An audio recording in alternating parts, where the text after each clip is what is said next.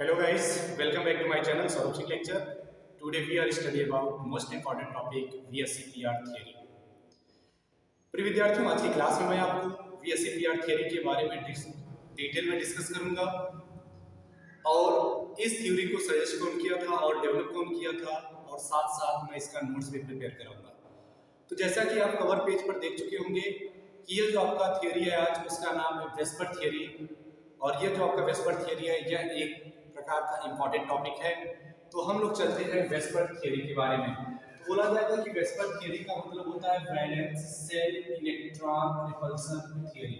मतलब ये जो आपका वेस्पर थ्योरी होता है इसको हम लोग बोलते हैं valence shell electron repulsion theory, ठीक है।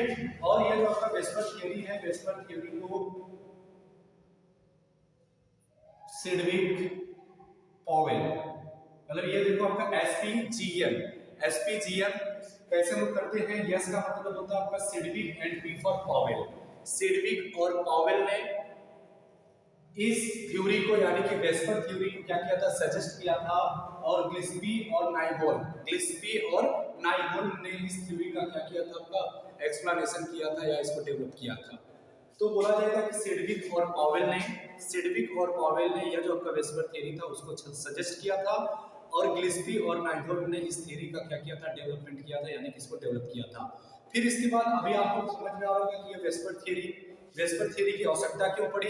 तो आप कहेंगे कि ये जो आपका किसी भी मॉलिक्यूल, मतलब कोई भी जो आपका मॉलिक्यूल्स होता है, किसी भी मॉलिक्यूल की ज्योमेट्री और उसके शेप को बताने के लिए वेस्पर थ्योरी का यूज किया जाता है। वेस्पर थ्योरी के बारे में कुछ डिटेल में करते हैं इसका एक्सप्लेनेशन, फिर उसके बाद इसका हम लोग नोट्स प्रिपेयर करते हैं।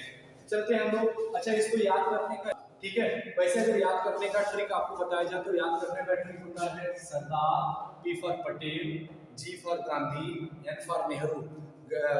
बोला जाएगा सरदार, पटेल, गांधी, नेहरू, याद करने का तरीका हो जाता है। और यह जो आपका थ्योरी आया था वह किसी भी मॉलिक्यूल की ज्योमेट्री या कह सकते हैं मॉलिक्यूलर ज्योमेट्री, ठीक है, मॉलिक्यूलर ज्योमेट्री या शेप को बताने के लिए जिस थ्योरी का यूज किया गया उस थ्योरी को हम लोग नाम दे दिए थे वेस्पर थ्योरी, ठीक है। तो चलते हम लोग अब पॉइंट पर आते हैं। अब देखो भाई, वेस्पर थ्योरी का कुछ इंपॉर्टेंट पॉइंट देखते हैं हम लोग। बोला जाएगा कि यह जो आपका वेस्पर थ्योरी था, वेस्पर थ्योरी का मतलब हो गया कि जब किसी पॉलीएटॉमिक मॉलिक्यूल्स का मतलब तीन या तीन से अधिक एटम से बना हुआ कोई आपका जो मॉलिक्यूल होता है उसको लोग पॉलीएटॉमिक मॉलिक्यूल्स कहते हैं। बोला जाएगा कि जो आपका कोई पॉलीएटॉमिक मॉलिक्यूल्स होता है उसमें कोई एक जो आपका एटम होगा वो सेंट्रल एटम कहलाता है और बाकी जो सब आपके रहते हैं वो सराउंडिंग एटम कहलाते हैं यानी कि साइड एटम कहलाते हैं। मतलब तीन या तीन से अधिक एटम से मिलकर बना हुआ कोई मॉलिक्यूल, उसमें कोई एक एटम जो रहेगा वो आपका सेंट्रल एटम होगा, केंद्रीय परमाणु होगा, और बाकी के जो आपके एटम्स होंगे वह आपके सराउंडिंग एटम्स कहलाते हैं, ठीक है। पहला पॉइंट। दूसरे पॉइंट में हम लोग क्या करते हैं, दूसरे पॉइंट में बोला जाएगा कि किसी भी सेंट्रल एटम के वैलेंस से, किसी भी, बोला क्या गया फिर से सुनो, किसी भी सेंट्रल एटम के वैलेंस शेल के जो इलेक्ट्रॉन रहते हैं वो आपको पता है कि सारे के सारे जो इलेक्ट्रॉन है वो बॉन्ड फॉर्मेशन में क्या करते हैं, भाग लेते हैं। किसी भी सेंट्रल एटम के जो आपके वैलेंस शेल के इलेक्ट्रॉन होते हैं वह बॉन्ड फॉर्मेशन में भाग लेते हैं और बॉन्ड फॉर्मेशन में भाग लेने के लिए हम लोग दूसरा वाला पॉइंट, सेकंड वाले पॉइंट में हम समझते हैं होता क्या है। बोला जाएगा कि किसी सेंट्रल एटम के वैलेंस शेल के जो इलेक्ट्रॉन रहते हैं अगर सारे के सारे इलेक्ट्रॉन बॉन्ड फॉर्मेशन में पार्टिसिपेट हो गए और पार्टिसिपेट होने के बाद मॉलिक्यूल का फॉर्मेशन कर दिए तो ऐसे ज्योमेट्री को या ऐसे मॉलिक्यूल को सिमेट्रिक मॉलिक्यूल और ऐसे ज्योमेट्री को लिटरल ज्योमेट्री कहते हैं। समझ में आया दूसरा वाला पॉइंट? फिर से एक बार रिवीजन करते हैं दूसरे वाले पॉइंट को। बोला जाएगा किसी भी सेंट्रल एटम के वैलेंस शेल के जो इलेक्ट्रॉन रहते हैं अगर सारे के सारे इलेक्ट्रॉन बॉन्ड फॉर्मेशन में पार्टिसिपेट हो गए और किसी मॉलिक्यूल का फॉर्मेशन कर दिए तो ऐसे मॉलिक्यूल को हम लोग सिमेट्रिक मॉलिक्यूल कहते हैं और ऐसी ज्योमेट्री को हम लोग लिटरल ज्योमेट्री कहते हैं। दैट इज ठीक। अब तीसरे वाले पॉइंट के बारे में हम समझते हैं। तीसरा वाला पॉइंट क्या कहता है? तीसरे वाले पॉइंट में बोला जाएगा कि यदि सेंट्रल एटम के वैलेंस शेल के इलेक्ट्रॉन, यदि किसी सेंट्रल एटम के वैलेंस शेल के इलेक्ट्रॉन बॉन्ड फॉर्मेशन में भाग लेने के बाद जो इलेक्ट्रॉन बच जाते हैं, ऐसे इलेक्ट्रॉन को हम लोग लोन पेयर कहते हैं। जैसा कि मैंने पीपीटी में भी बताया था आपको कि बॉन्ड फॉर्मेशन में भाग लेने के बाद यानी किसी भी बॉन्ड को बनाने के बाद जो इलेक्ट्रॉन बच जाते हैं, यानी कि जो आपके अनशेयर्ड इलेक्ट्रॉन रहते हैं, ऐसे अनशेयर्ड इलेक्ट्रॉन को हम लोन पेयर कहते हैं। और अगर किसी भी मॉलिक्यूल्स के पास अगर अनशेयर्ड ऑफ इलेक्ट्रॉन बचते हैं तो उसकी जो ज्योमेट्री होती है वो कैसी हो जाती है? आपकी इरेगुलर ज्योमेट्री हो जाती है। कैसी ज्योमेट्री? इरेगुलर ज्योमेट्री हो जाती है। ऐसे में फिर से एक बार रिवीजन करें। तीसरे वाले पॉइंट में हम लोग डिस्कस करते हैं। तीसरा वाला पॉइंट बोला गया कि यदि सेंट्रल एटम की वैलेंस शेल के इलेक्ट्रॉन बॉन्ड फॉर्मेशन में भाग लेने के बाद कुछ इलेक्ट्रॉन अगर बच जाते हैं, तो जो कुछ इलेक्ट्रॉन बच जाते हैं यानी कि जो आपके अनशेयर्ड इलेक्ट्रॉन रहते हैं, अनशेयर्ड इलेक्ट्रॉन का मतलब जो बॉन्ड फॉर्मेशन में भाग नहीं लिए, तो ऐसे इलेक्ट्रॉन को लोन पेयर ऑफ इलेक्ट्रॉन कहा जाता है। अगर किसी भी मॉलिक्यूल्स के पास लोन पेयर ऑफ इलेक्ट्रॉन रहता है तो उसकी जो ज्योमेट्री होती है वो क्या होती है? इरेगुलर ज्योमेट्री हो जाती है। तीसरा वाला पॉइंट समझ में आ गया। अब चौथे वाले पॉइंट पर आते हैं। चौथे वाले पॉइंट में बोला जाएगा कि अगर किसी भी मॉलिक्यूल का शेप हमको बताना है, अगर किसी भी मॉलिक्यूल का अगर आपको शेप बताना है तो हम कैसे पता करेंगे कि इसका शेप क्या होगा? तो उस शेप के बारे में हम लोग एक चीज डिस्कस करते हैं। जैसे कि बोला जाएगा कि कोई भी जो मॉलिक्यूल होता है, किसी भी मॉलिक्यूल्स के पास अगर आपको बोला जाता है कि लोन पेयर ऑफ इलेक्ट्रॉन रहता है, तो लोन पेयर ऑफ इलेक्ट्रॉन रहता है, तो अगर लोन पेयर ऑफ इलेक्ट्रॉन होगा तो उसके पास क्या होगा? रिपल्सन फोर्स क्या होगा? आपका मिनिमम होगा। रिपल्सन फोर्स क्या होगा? आपका मिनिमम होगा। तो ऐसे मॉलिक्यूल उस शेप का निर्माण करते हैं जहां पर रिपल्सन फोर्स क्या होता है? आपका मिनिमम होता है। रिपल्सन फोर्स क्या होता है? आपका मिनिमम होता है। ये चौथा पॉइंट हो गया। पांचवें वाले पॉइंट में बोला जाता है कि चलिए हम देखते हैं बॉन्ड पेयर और लोन पेयर का जो ऑर्डर होता है वो किसके पास रिपल्सन फोर्स ज्यादा होता है और किसके पास रिपल्सन फोर्स कम होता है। तो हम लोग इसको जानते हैं कि अगर हम बात करते हैं लोन पेयर का, तो लोन पेयर और लोन पेयर के बीच जो रिपल्सन फोर्स होता है वो क्या होता है? सबसे ज्यादा होता है। और लोन पेयर बॉन्ड पेयर के बीच जो रिपल्सन फोर्स होता है वो उससे कम होता है। और बॉन्ड पेयर के बीच सबसे मिनिमम रिपल्सन फोर्स होता है। ठीक है, सबसे मिनिमम रिपल्सन फोर्स होता है। तो चलते हैं हम लोग अब नोट्स प्रिपेयर करते हैं और बाकी चीजें आप लोग रिवीजन करते रहिए।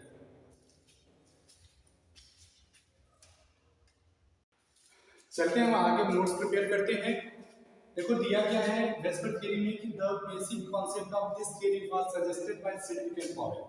मतलब कि यह जो आपका वेस्पर्ड थ्योरी था, वेस्पर्ड थ्योरी का जो बेसिक कांसेप्ट था वह कौन दिया था? कौन सजेस्ट किया था? सिडविक और पॉवेल ने। कौन सी ईस्वी में? इन 1940, मतलब 1940 ईस्वी में। फिर से सुने, देखो क्या बोला गया?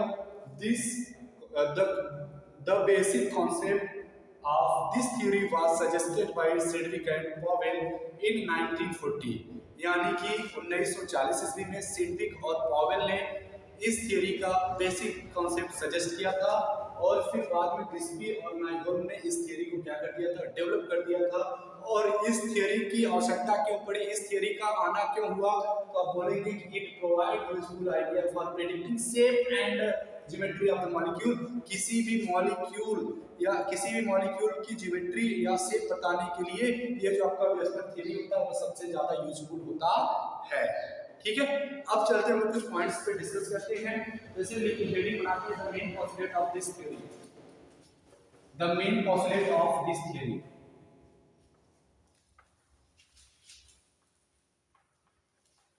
तो लिखते हैं the main postulates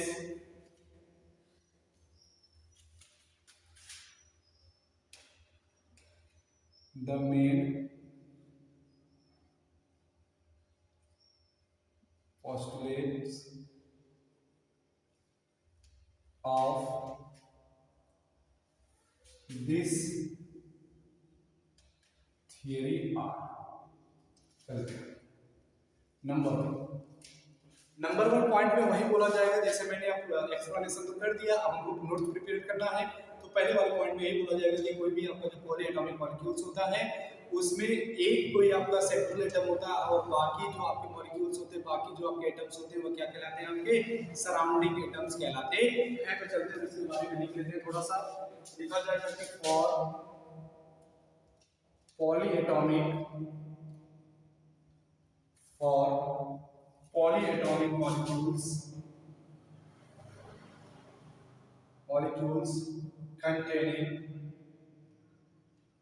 containing three or more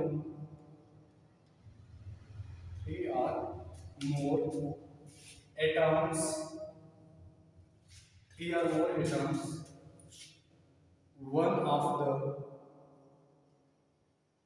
one of the atoms is called central atoms। ठीक है, जैसे इसका कुछ एग्जांपल देख लेते हैं। जैसे BF3 हो गया, BF3 और मैंने लिख दिया CH4 लिख दिया और लिख दिया NH3 लिख दो या CO2 लिख लो, NH3 लिख दो। NH3 कर लें, PCl5 कर लें और कर लेते हैं H2O कर लेते हैं। ठीक है, अब देखो इसमें कैसे आप पहचानोगे कि कौन सा आपका पॉलीएटॉमिक मॉलिक्यूल्स में कौन सा आपका क्या आपका सेंट्रल एटम है। तो सेंट्रल एटम को पहचानने के लिए मैंने आपको एक तरीका प्रीवियस लेक्चर में बताया होगा कि जिसकी संख्या कम होती है वह क्या होता है, आपका सेंट्रल एटम होता है। या तो आपको बहुत आसान तरीका हो जाता है सेंट्रल एटम को पहचानने के लिए। ठीक है, लेकिन यह कहीं कहीं आपका यूजफुल नहीं है, कहीं कहीं आपको फंसा देगा कि मतलब इसकी संख्या दोनों की संख्या बराबर होगी। जैसे H2O2 में आप बताओ किसकी संख्या ज्यादा है और कौन आपका सेंट्रल एटम होगा। ठीक है, तो ये आपको ध्यान देने वाली बात है, हर जगह ये आपका रूल फॉलो नहीं किया जाएगा। और देखिए हम जैसे आपका BF3 है, BF3 में जो आपका B होगा वो आपका सेंट्रल एटम कहलाएगा और CH4 में जो आपका C है वो आपका सेंट्रल एटम कहलाता है। और यहाँ पे जो NH3 में जो आपका नाइट्रोजन है यानी कि जो आपका N है वो आपका सेंट्रल एटम है। ऐसे आपका PCl5 में जो आपका फास्फोरस है, phosphorus is a central atom in PCl5 and that is H2O में वो जो आपका सेंट्रल एटम होगा। और यहाँ पे बोला जाएगा कि यह किसी भी पॉलीएटॉमिक मॉलिक्यूल्स का एक कोई आपका मॉलिक्यूल होगा बस क्या होगा आपका सेंट्रल एटम। जैसे आपका H2O में वो हो गया, PCl5 में P हो गया, NH3 में N हो गया, CH4 में C हो गया और BF3 में आपका B हो जाता। और बाकी के जो सभी आपके मॉलिक्यूल्स, बाकी के जो सभी आपके एटम्स बचे हैं वो आपके सराउंडिंग एटम्स कहलाते हैं यानी कि साइड एटम्स कहलाते हैं। ठीक है, चीजें तो आपको क्लियर समझ में आई। अब चलते हैं दूसरे वाले पॉइंट पे। ठीक है, दूसरे वाले पॉइंट को समझते हैं हम क्या बोला जाएगा। दूसरे वाले पॉइंट में बोला जाएगा कि the shape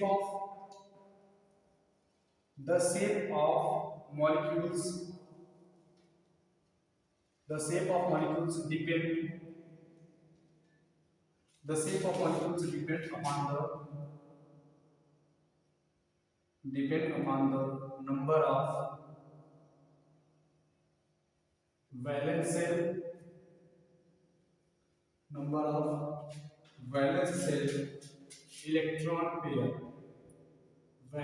electron pair,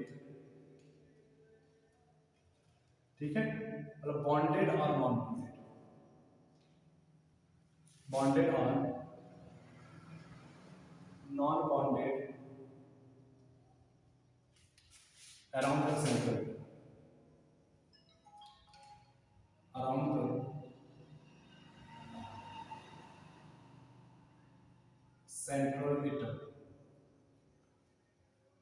ठीक है, अराउंड द सेंट्रल एटम। ठीक है, अब देखो कैसे दूसरे वाले पॉइंट में बोला कि the shape of molecules depend upon the number of valence shell electron pair। मतलब कि किसी भी मॉलिक्यूल का जो शेप होगा वह वैलेंस सेंट्रल एटम के वैलेंस सेल में उपस्थित इलेक्ट्रॉन के ऊपर डिपेंड करेगा कि इलेक्ट्रॉन कैसा आपका पेयर्ड है या नॉन पेयर्ड है, यानी कि बॉन्डेड है या नॉन बॉन्डेड है, कि शेयर्ड है या अनशेयर्ड है। तो अगर हमने बताया था कि अगर अनशेयर्ड ऑफ इलेक्ट्रॉन रहते हैं तो क्या हो जाते हैं आपके लोन पेयर कहलाते हैं। ठीक है, वही चीज तो मैंने बोला कि the shape of molecule depend upon the number of valence shell electron pair around the central atom, यानी कि सेंट्रल एटम के चारों तरफ के जो आपके इलेक्ट्रॉन है वो क्या आपके कैसे हैं, बॉन्डेड है या नॉन बॉन्डेड, उसके ऊपर डिपेंड करता है। नंबर 3 पॉइंट पे चलते हैं।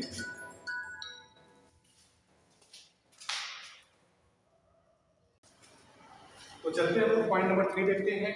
3 वाले पॉइंट में बोला कि central atom is surrounded bye bond pair only. मतलब कि आपका जो सेंट्रल एटम है वह केवल बॉन्ड पेयर से ही क्या आपका घिरा हुआ है या बॉन्ड पेयर ही उसमें उपस्थित है, तब वो जो आपका मॉलिक्यूल होगा उसका जो शेप होगा वो कैसा हो जाएगा, आपका सिमेट्रिकल शेप हो जाएगा। समझ में आई मेरी बात? मैंने क्या बोला था, फिर से एक बार बात को ध्यान दीजिएगा।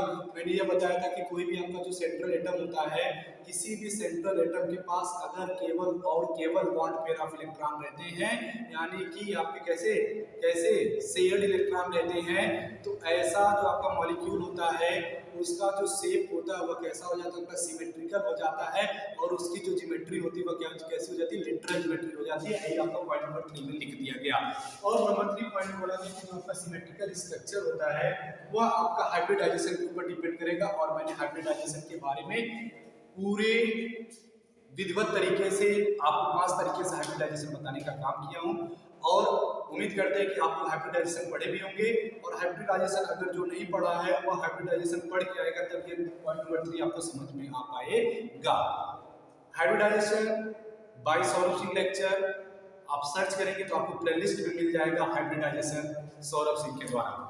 ठीक है, अब चलते हैं हम लोग हाइब्रिडाइजेशन के ऊपर करते हैं। सीरियल नंबर फर्स्ट में बोला गया कि अगर जो आपका हाइब्रिडाइजेशन है, अगर किसी भी मॉलिक्यूल की हाइब्रिडाइजेशन sp है, किसी भी मॉलिक्यूल यानी कि किसी भी सेंट्रल एटम का जो आपका हाइब्रिडाइजेशन अगर वो sp हाइब्रिडाइजेशन है, तो उसका जो शेप होगा वो कैसा हो जाएगा, लीनियर हो जाएगा, और उसका बॉन्ड एंगल 180 डिग्री मतलब 180 अंश का बनता है, 180 डिग्री का।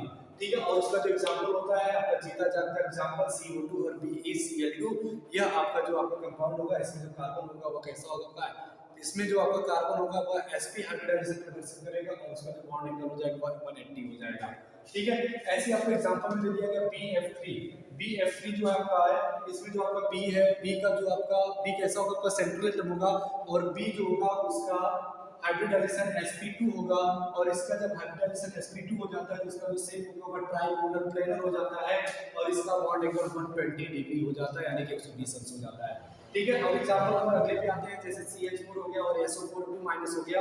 इसमें जो आपका कार्बन और जो सल्फेट होता है, कार्बन और जो सल्फर होता है, कार्बन और सल्फर आपका यहाँ पे सेंट्रल एटम होगा, और कार्बन और सल्फर जो होगा इसका हाइब्रिडाइजेशन देखेंगे तो sp3 हाइब्रिडाइजेशन होगा, और जिसका sp3 हाइब्रिडाइजेशन होता है तो उसका जो शेप हो जाता है, ऐसे मॉलिक्यूल का जो शेप होता है वह टेट्राहेड्रल हो जाता है। कैसा शेप, टेट्राहेड्रल शेप हो जाता है, और उसका बॉन्ड एंगल 109.5 डिग्री हो जाता है, यानी कि 109.5 अंश हो जाता है। ठीक है, अब आते हैं हम लोग अगले टॉपिक पे। अगला नंबर जो आपका है इसमें बोला जाएगा कि जैसे आपका PCl5 होगा, PCl5 में जो आपका फास्फोरस होगा, फास्फोरस आपका सेंट्रल एटम होगा, और फास्फोरस का जो हाइब्रिडाइजेशन होगा वह sp3d हो जाता है, और जिसका हाइब्रिडाइजेशन sp3 होता है बच्चा, वह आपका जो कंपाउंड होगा वो क्या हो जाएगा, ट्राइगोनल बाइपिरामिडल हो जाता है, और इसका जो बॉन्ड एंगल होता है वो दो प्रकार से बनता है, एक हो जाता है आपका 90 डिग्री पे, और एक हो जाता है 120 डिग्री पे। ठीक है, अगला जो आपका SF6 है, SF6 में जो आपका सल्फर है उसका हाइब्रिडाइजेशन sp3d2 होता है, और इसका जो शेप हो जाता है वो ऑक्टाहेड्रल हो जाता है, और इसका जो बॉन्ड एंगल हो जाता है वो कैसा हो जाता है आपका 90 डिग्री हो जाता है। नेक्स्ट एग्जांपल IF7 जो आपका होगा, इसका हाइब्रिडाइजेशन इसमें I का sp3d3 होगा, और इसका जो शेप होगा वो पेंटागोनल बाइपिरामिडल हो जाएगा, पेंटागोनल बाइपिरामिडल, और इसका जो बॉन्ड एंगल होगा वो 72 डिग्री और 92 डिग्री होगा, 90 डिग्री होता है।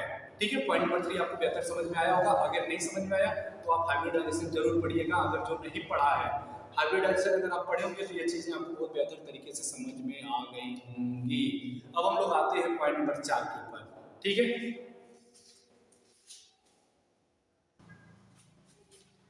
अब चलते हैं हम लोग पॉइंट नंबर 4 पे देखते हैं। पॉइंट नंबर 4 में क्या बोला जाएगा कि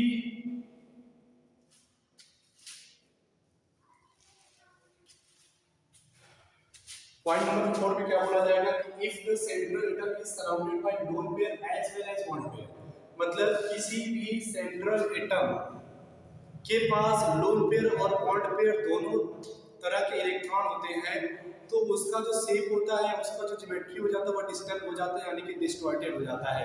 मतलब मैंने आपको यही चीज तो बताया था नंबर 4 पॉइंट में, जो समझाया था उसमें, तो मैंने बोला था कि किसी भी मॉलिक्यूल्स के सेंट्रल एटम के पास अगर लोन पेयर के साथ साथ अनशेयर्ड ऑफ इलेक्ट्रॉन, जिसको हम लोग लोन पेयर ऑफ इलेक्ट्रॉन कहते हैं, मतलब लोन पेयर और बॉन्ड पेयर दोनों साथ साथ उपस्थित होते हैं तो उसकी जो ज्योमेट्री हो जाती है वह कैसी हो जाती है, इरेगुलर ज्योमेट्री, यानी कि इरेगुलर ज्योमेट्री हो जाती है। मैंने इसके बारे में डिस्कस कर लिया, तो वही चीज मैंने पॉइंट आपको 4 में लिखवा दिया। If the central atom is surrounded by lone pair as well as bond pair of electron then the molecule has distorted geometry. और आते हैं हम लोग उसके एग्जांपल पर डिस्कस करते हैं। बोला कि types of electron pair in central atom, मतलब कि किसी भी सेंट्रल एटम में किस प्रकार के इलेक्ट्रॉन पेयर है, लोन पेयर है, बॉन्ड पेयर है। अगर एक लोन पेयर और दो बॉन्ड पेयर ऑफ इलेक्ट्रॉन होते हैं तो ऐसे मॉलिक्यूल्स की जो शेप होंगे वो कैसे हो जाते हैं, बेंट हो जाते हैं। बेंट मतलब मुड़ी हुई संरचना हो जाती है, जैसे अपना SO2 हो जाता है। ऐसे लोग आते हैं एग्जांपल नंबर सेकंड पे, जैसे आपका NH3 होता है और NH3 के पास एक लोन पेयर होता है। एक लोन पेयर का मतलब दो इलेक्ट्रॉन मतलब वन लोन पेयर, ठीक है। अगर एक लोन पेयर ऑफ इलेक्ट्रॉन होता है और तीन बॉन्ड पेयर ऑफ इलेक्ट्रॉन होता है तो उसका जो शेप होता है वो ट्राइगोनल बाइफ्लेक्टेड हो जाता है। जैसे हम H2O के बारे में डिस्कस करते हैं तो ये जो आपका H2O है इसमें जो आपका O होता है, O के पास दो लोन पेयर होता है और दो बॉन्ड पेयर ऑफ इलेक्ट्रॉन होते हैं। मतलब H2O के O के पास दो लोन पेयर ऑफ इलेक्ट्रॉन होता है और दो ही क्या होता है, बॉन्ड पेयर ऑफ इलेक्ट्रॉन हो जाता है। जब दो लोन पेयर और दो बॉन्ड पेयर ऑफ इलेक्ट्रॉन हो जाते हैं तो ऐसे मॉलिक्यूल का जो शेप होता है वह भी कैसा होता है, बेंट होता है, जैसे अपना H2 हो गया। SF4 पर आते हैं। SF4 का जो संरचना होता है इस टाइप होता है, देखो भाई SF4 है ना। SF4 को अगर लिखना चाहे तो हम एक S के साथ 4 F लगा दो, ठीक है, 4 F लगा दिया। अब क्या बोला गया कि ये जो आपका SF4 होता है इसके पास एक लोन पेयर होता है और 4 क्या होता है, आपका बॉन्ड पेयर होता है। ये तो बाद की बात है, इसको आप लोग निकाला जान गए होंगे कैसे निकाला जाता है लोन पेयर और कैसे निकाला जाता है बॉन्ड पेयर। तो आपको पता होगा कि ये जो आपका सल्फर होता है, सल्फर के वैलेंस शेल में कितने इलेक्ट्रॉन होते हैं, 6 तो क्या होते हैं आपके वैलेंस शेल में इलेक्ट्रॉन होते हैं और 4 तो आपके क्या बन गए, बॉन्ड बनाने में पार्टिसिपेट कर रहे हैं ना भाई। 4 आपके फास्फोरस के साथ बॉन्ड बनाने में पार्टिसिपेट कर रहे हैं तो 2 आपके इलेक्ट्रॉन बच गए। जो 2 इलेक्ट्रॉन बच रहे हैं वो क्या हो गया आपका एक लोन पेयर हो गया। एक लोन पेयर और 4 बॉन्ड पेयर ऑफ इलेक्ट्रॉन होते हैं तो उसका जो शेप होता है वो कैसा हो जाता है, सीसा हो जाता है। सीसा का मतलब सी की तरह एबीसीडी का जो सी होता है सी की तरह संरचना हो जाता है। देखो आप देखोगे तो ये जो आपका यस होगा, यस की तरफ ऐसे आपको है ना, देखो आपको दो यस होगा जिसको अगर मिलाएंगे इस टाइप में है सी की टाइप में, और ये भी देखो आपका सी के टाइप में, तो यानी कि बोला जाता है कि इसकी जो संरचना हो जाती है, इसका जो शेप हो जाता है वो कैसा हो जाता है, आपका सी सा हो जाता है, यानी कि सी की तरह दिखाई देने वाला संरचना हो जाता है। ऐसे हम लोग आते हैं एग्जांपल नंबर नेक्स्ट पर, और एग्जांपल नंबर नेक्स्ट में जैसे आपको एग्जांपल दे दिया गया ClF3 में यह जो आपका Cl होगा वो क्या होगा, आपका यहाँ पे सेंट्रल एटम होगा और यह जो Cl होगा उसके पास कितने lone pair, 2 lone pair of electron और 3 बॉन्ड पेयर ऑफ इलेक्ट्रॉन होते हैं और इसका जो शेप हो जाता है वो टी शेप हो जाता है। मतलब टी की तरह, टी ABCD का टी की तरह दिखने वाला जो संरचना हो जाता है इसका एग्जांपल हो जाता है आपका ClF3। आया चीज समझ में आपको। अब आते हैं लोग एग्जांपल नंबर पॉइंट नंबर 5, ठीक है।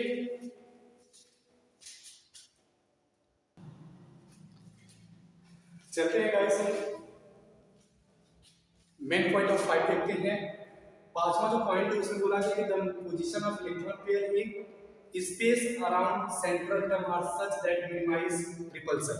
मतलब किसी भी सेंट्रल एटम के जो स्पेस में जो संरचना बन रही है उसको ऐसा रहना चाहिए कि उसके पास कम से कम रिपल्सन फोर्स हो, और कम से कम अगर रिपल्सन फोर्स होगा तो उसकी जो ज्योमेट्री होगी वह कैसी हो जाएगी। आपको बोला गया था कि अगर कम से कम होगा तो वह आपका जो ज्योमेट्री होगा वह सिमेट्री हो जाएगा, सिमेट्रिकल शेप हो जाएगा। अब हम लोग देखते हैं जैसे आपका देखा गया CH4। अब ये जो आपका CH4 होता है यानी कि जो आपका मेथेन दिया गया, और जो मेथेन होता है मेथेन का जो बॉन्ड एंगल हो जाता है वो कितना हो जाता है भाई, मेथेन का जो बॉन्ड एंगल होता है वो 109.5 डिग्री होता है, 109.5 डिग्री होता है, ठीक है। समझ में आ रही है बात? एक मिनट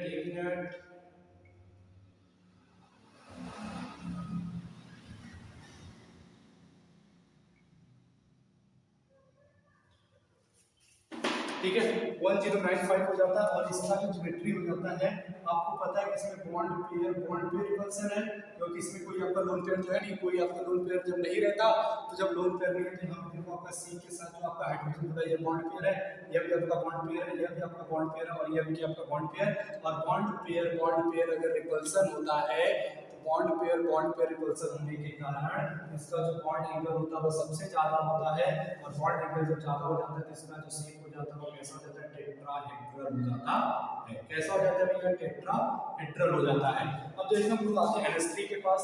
अब आपको पता है कि जो आपका NH3 होता है, NH3 के पास तीन आपके तो कैसे हो गए, तीन आपके बॉन्ड पेयर हो गए और एक क्या हो गया आपके लोन पेयर हो गए।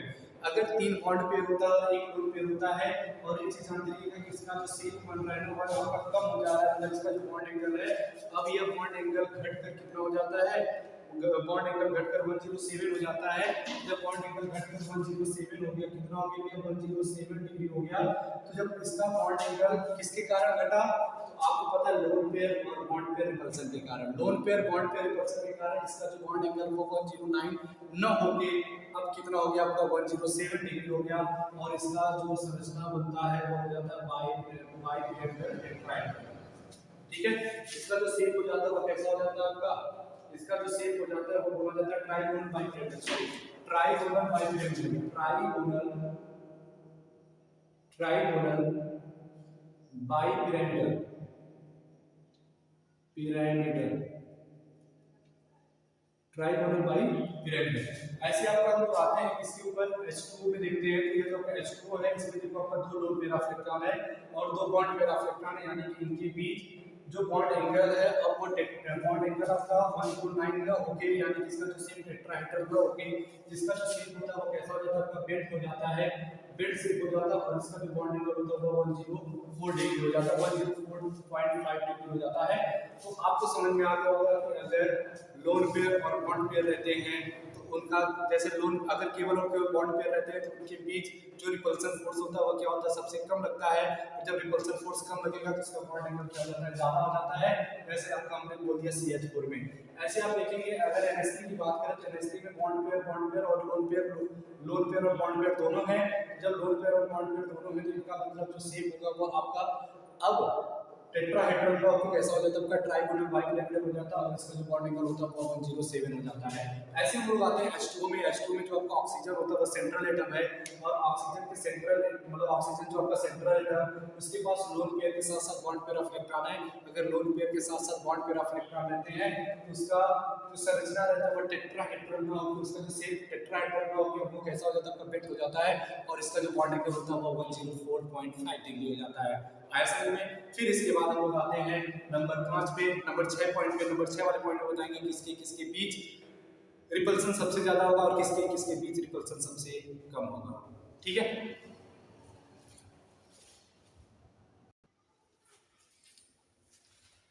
तो गाइस नंबर 6 जो पॉइंट है, नंबर 6 पॉइंट में बोला जाएगा कि जो लोन पेयर होता है, लोन पेयर के बीच जो रिपल्सन होता है वो सबसे मैक्सिमम होता है और लोन पेयर बॉन्ड पेयर के बीच जो रिपल्सन होता है वह इसकी अपेक्षा क्या होता है, कम होता है और बॉन्ड पेयर के बीच जो रिपल्सन होता है वो क्या होता है आपका सबसे कम होता है। तो जब बॉन्ड पेयर के बीच रिपल्सन सबसे ज्यादा होता है तो इसका बॉन्ड एंगल भी क्या हो जाता है, सबसे हाई हो जाता है। ठीक है, अगर ये तो हो गया आपका वेस्पर थ्योरी। और अगर आपको वीडियो पसंद आई होगी तो लाइक और शेयर कर दीजिएगा और जो चीजें न समझ में आई होगी तो चैट बॉक्स में चैट जरूर करिएगा। अगर वीडियो पे आप लोग नए हैं तो चैनल को सब्सक्राइब जरूर करिएगा। Thanks for watching this video.